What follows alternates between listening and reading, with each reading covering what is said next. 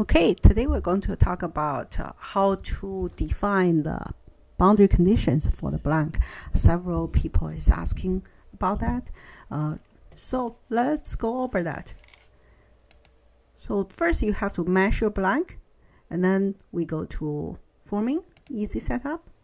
Under the blank tab, let's define the blank first. Pick the blank, and then define the symmetry. For this case, we need to define the constraint for the pilot hole area and also symmetric boundary condition for these two ends of the carrier tab. So the function is right here, symmetry. So for symmetry, we have show symmetry, create symmetry, modify symmetry, and delete symmetry, delete boundary condition. So our case is create. And then right here, symmetry plane. Default, we have all fixed. Our case, we need to define symmetry for this two side as ZY plane.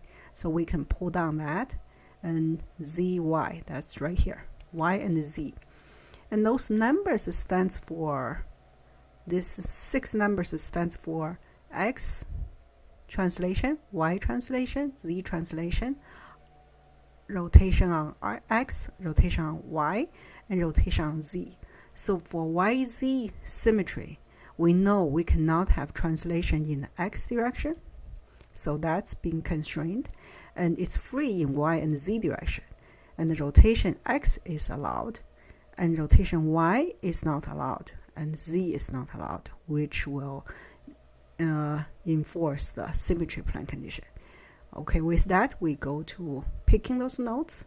We can use pick or use the area or multiple plane. I'm going to use this multiple selection. Okay, so let's pick those. Right click, right mouse button click to finish a selection, and we say apply. So that's been defined. You can see there some highlighted nodes. And then for this guide pin area, we're going to define another group. So we go symmetry. We see the first set is here. Now we're going to define the second set. So for these, we're going to free the Z direction. So we're going to go to just Z direction is free. X and Y is not free, and rotation we open them. So this will allow the blank can go down, travels down, but no movement in X and Y direction. So let's move into this area and picking those nodes. I'm going to just use pick or use area. Just grab a window. Okay, all the nodes.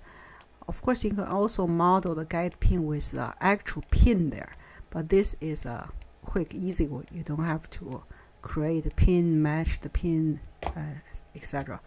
Apply, and then you are done.